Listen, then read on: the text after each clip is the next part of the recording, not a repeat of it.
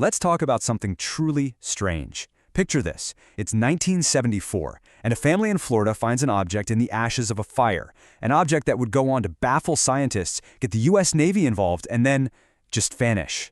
We have photos, we have military reports, but we have zero explanation. This is the story of the Bet Sphere.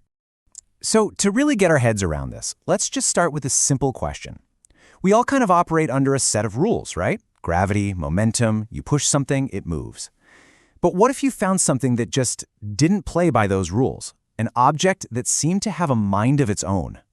Now this object, it was a perfect metal sphere, about the size of a bowling ball, and it weighed exactly 22 pounds.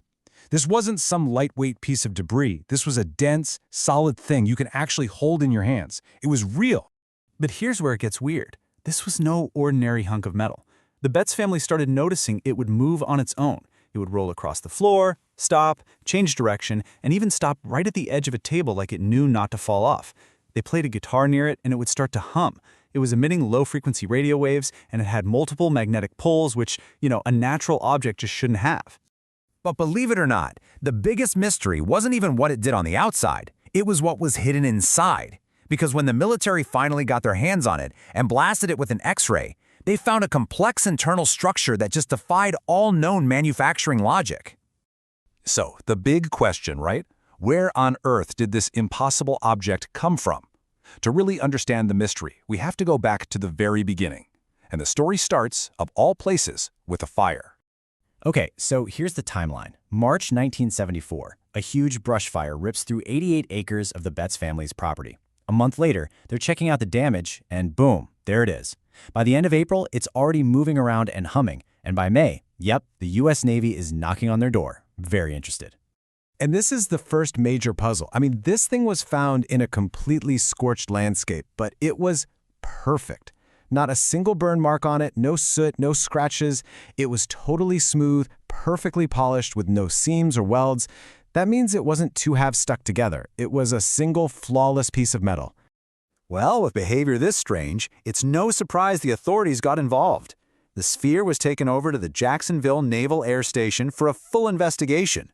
Were they looking at a piece of foreign spy gear, some kind of lost experimental tech, or maybe even an unexploded bomb?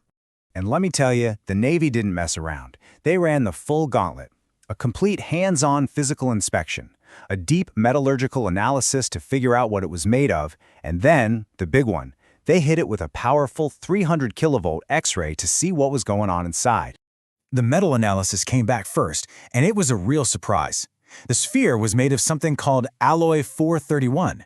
Now, this is a very specific type of magnetic stainless steel. It's not common stuff. It's high performance, used for things like aircraft parts. It's built to handle extreme heat and not corrode. So whatever this thing was, it was clearly manufactured with a purpose. But the X-ray, man, the X-ray was the real bombshell. The sphere wasn't solid, but it wasn't empty either. Inside that thick outer shell, there were 3 more smaller spheres, just suspended in there. They seemed to be held in place by this strange halo of material. It looked like some kind of engine, or a sensor, maybe even a power source. This observation from someone on the investigation team really says it all. The design inside was clearly deliberate. This thing was built to do something. The only problem was, absolutely nobody had a clue what that something was. So after the Navy's analysis, the sphere was returned to the family. But the mystery? Oh, it was just getting started. Without an official answer from the top, speculation just ran completely wild. The Navy's official public statement was, well, it was incredibly short. All they would confirm was that the object was not an explosive. That's it. They didn't release the full analysis. They didn't offer a theory on where it came from or what it was for. And that official silence, it just poured gasoline on the fire.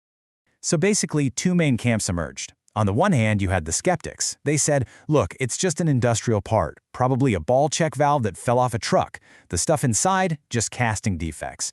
But on the other hand, people argued that a simple valve doesn't roll around on its own or have complex magnetic fields. They believe it was something else entirely, a highly advanced probe or sensor, possibly of extraterrestrial origin. All the intense media attention, the constant requests from reporters and researchers, eventually it all just became too much for the Betts family. So they and the sphere completely disappeared from public life. So what happened to it? Where is it today? Well, here's what we do know. The sphere was never sold, and it wasn't destroyed. Its existence is documented with plenty of photos, official reports, and sworn testimony. The most common belief today is that it's sitting quietly in a private bank vault somewhere, locked away from the world. And its purpose? Still, a complete and total unknown. And this really gets to the core of why the story just won't go away. A perfect sphere made of high-tech steel doesn't just happen. It requires a creator, and that creator had a purpose. But when we can't figure out that purpose, our imaginations are left to fill in all the wild blanks. Ultimately, the Betz sphere is a physical paradox. It's a heavy, undeniable object that simply has no place in our known world. It forces us to ask questions not just about the object itself, but about who made it, who dropped it in a Florida field, and what kind of music did they play to make it hum.